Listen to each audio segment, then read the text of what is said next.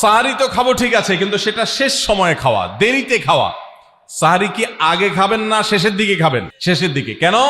কারণ নবী করিম সাল্লাল্লাহু আলাইহি সাল্লাম বলেছেন, লা ইয়াজালুন নাসু বিখাইরিন মা আজ্জালুল ফুতুর ওয়া আখারুস সাহুর।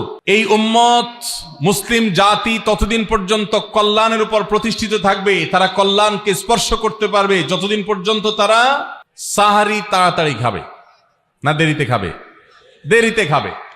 আর ইফতার তাড়াতাড়ি করবে। তাহলে সাহারি দেরিতে খাওয়া হলো সুন্নত।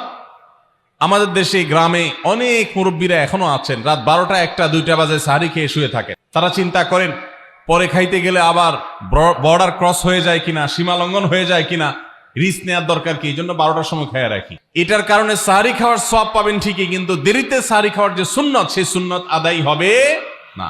এই জন্য দেরিতে খাবেন।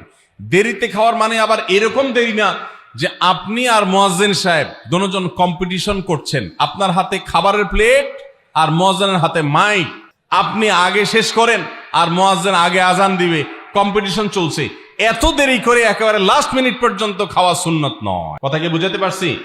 কয়েক মিনিটের গ্যাপ রেখে তারপরে খাবার শেষ করবেন। কারণ নবী করিম সাল্লাল্লাহু আলাইহি সাল্লাম সাহরি খেয়ে শেষ করে ফজর নামাজ শুরু করতেন, এর মধ্যে 50টা আয়াত পড়ার মতো গ্যাপ রাখতেন, অর্থাৎ প্রায় 10 মিনিটের মতো একটা গ্যাপ থাকতো। এই জন্য আমরা একটা গ্যাপ রেখে তারপর সাহরি শেষ করব। অর্থাৎ ফজরের আজান যদি হয় উদাহরণস্বরূপ 5টা 25 বা 30, তাহলে আমরা 2-4 মিনিট আগে সাহরি খেয়ে শেষ করবো ইনশাআল্লাহ। তাহলে সাহরি দেরি করে খাওয়া, শেষের দিকে খাওয়াটা সুন্নত। আল্লাহ আমাদেরকে আমল করার তৌফিক দান করুন।